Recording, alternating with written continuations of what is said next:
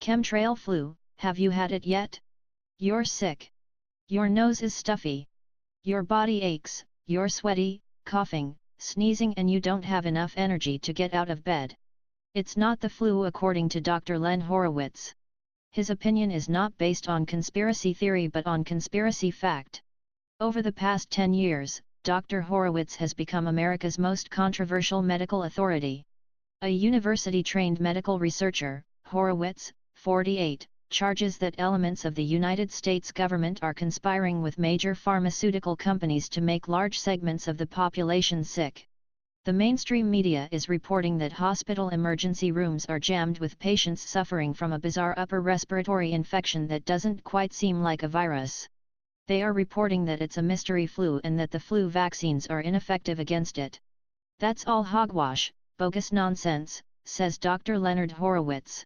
The fact of the matter is, we have seen this type of an epidemic since the end of 1998 and the beginning of 1999.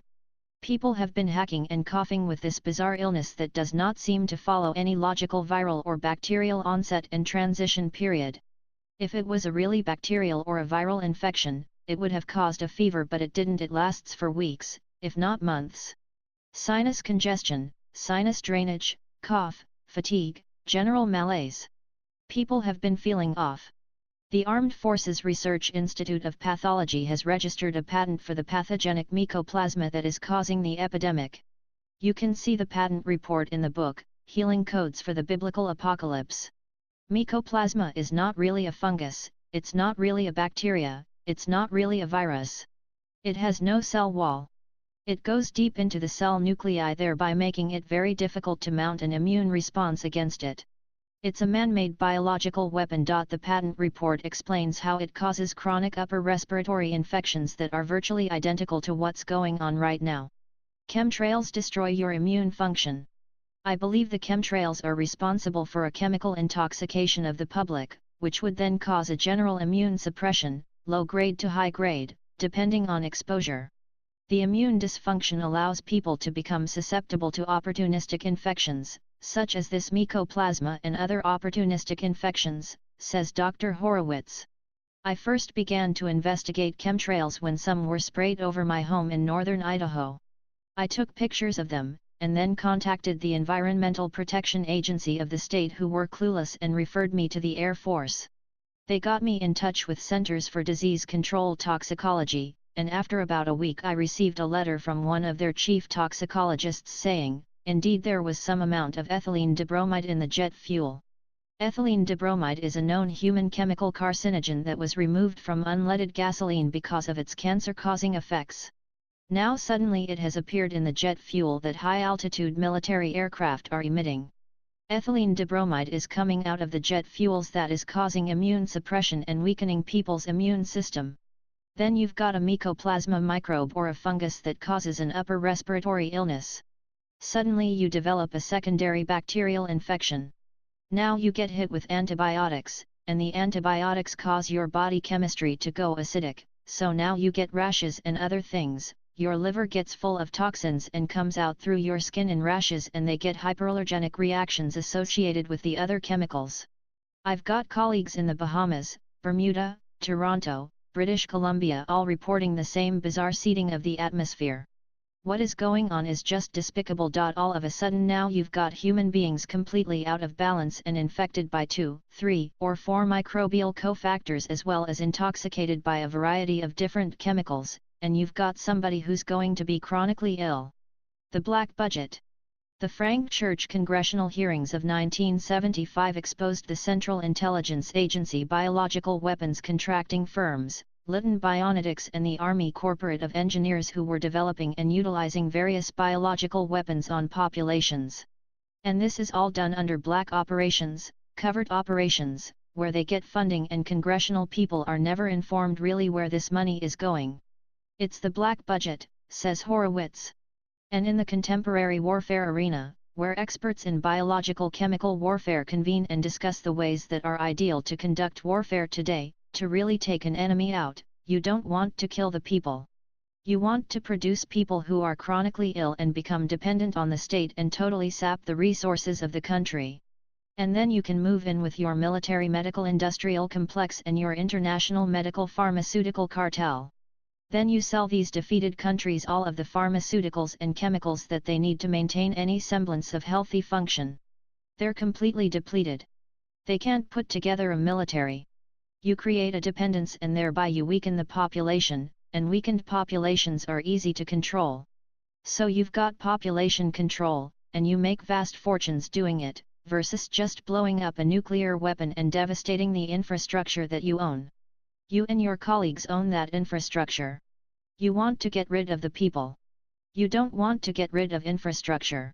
They're completely depleted. They can't put together a military. You create a dependence and thereby you weaken the population, and weakened populations are easy to control.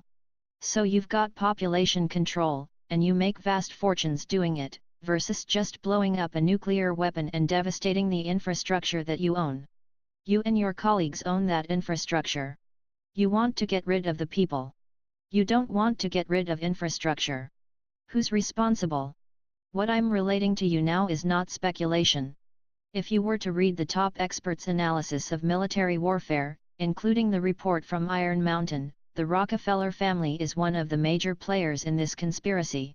They are one of the major players in world genocide, world population reduction. That's no mystery anymore. When you examine who owns the chemtrail fuel, who are the fuel company directors, suddenly you enter into the realm of the Rockefeller family and the royal families, Standard Oil and British Petroleum. And what are their other agendas? Suddenly now you see their documents, showing that they have funded, historically, eugenics, racial hygiene, genocide, depopulation, family planning, maternal and child health, where they make and deliver vaccines, and contaminated blood supplies. These are the banksters, the same people who run the blood banking as well as the money banking industries, says Dr. Horowitz. I reference a great book by Dr. John Coleman, who worked as a British Secret Service agent at the highest levels. And he articulated very clearly who was running those companies. It all goes back, ultimately, to the highest level of the royal family. The Bush family, Rothschild family, the Rockefeller money, and the entire Rockefeller establishment is based on Rothschild money and royal families. If you can't explain it rationally or any other way, I think you've got to begin to consider conspiracy theories and eliminate the negative label that you've placed on conspiracy theories which have been demonized along with holistic medicine. America's Fourth Reich. The ruling crime families are making vast fortunes off of humanity's suffering. The Rockefellers monopolized American medicine in the 1920s. They, along with IG Farben, Germany's leading industrial organization, held the monopoly on the world's chemical and pharmaceutical industries. The Rockefellers and IG Farben worked together before World War II and during World War II. For all practical purposes, the Rockefellers and IG Farben were the Third Reich. Who else is involved? The Merck Pharmaceutical Company. Their president, George W. Merck, was America's biological weapons industry director during World War II. He was personally appointed by President Roosevelt and Secretary of War Stimson. The Nazis planned for the New World Order. They even had a term for it, Neue Ordnung, which means New Order, i.e. New World Order. This New World Order, is the rise of the Fourth Reich. This is precisely what they envisioned and then carried out on a global scale. The goal of the Fourth Reich is population control and genocide. 99.99% of Masons have no clue what they're really up to at the highest levels. They give you increased knowledge at every higher degree of Freemasonry. When you get beyond the 33rd degree, you get the highest indoctrination into what's called the ancient arcana, the ancient sacred knowledge described in the book Healing Codes of the Biblical Apocalypse. That's where the devil-doers who are running this planet are nesting. How does a person become that high in the Masonic organization? Through bloodlines.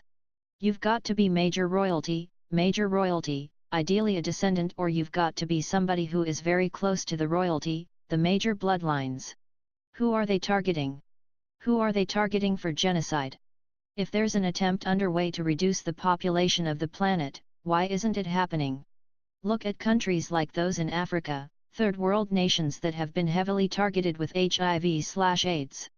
And consider that 73% of HIV/AIDS patients in America today are Black or Hispanic. Statistically, 55% of gay men in America are already dead. Are you seeing depopulation specifically targeting minority groups now? Of course. It's happening right now. They don't want to totally eliminate populations completely, just certain populations. And isn't it, from their perspective, wonderful? They've got a covert depopulation agenda that nobody's picked up on yet. It's ideally what they want to produce. It's not just about the money. I think there's a satanic or evil ideology, because Nixon himself said, referring to the Rockefellers, it's not about money for these people, it's about power. The monopoly game. At the end of the monopoly game, what do? One person wins, they own all of the real estate, they own all of the assets, they've wiped all the other players out and the game is over. You can out the game away in your closet. But you don't do that on planet Earth. The person who wins at the end of this world monopoly game gets to rearrange the board. And that's precisely what we've seen in the last year. You've seen not the biggest fish eating the biggest fish in international commerce, you have seen the mega whales eating the mega whales in these mega mergers. All these little companies that are producing your vitamins are a subsidiary of a major conglomerate. Today a Warner Lambert or Glaxo Wellcome, all of these huge corporations own all the little fish. They buy them out. So, again, now the game board gets to be changed if they desire, and apparently that's what they desire. That's their agenda, you can see it.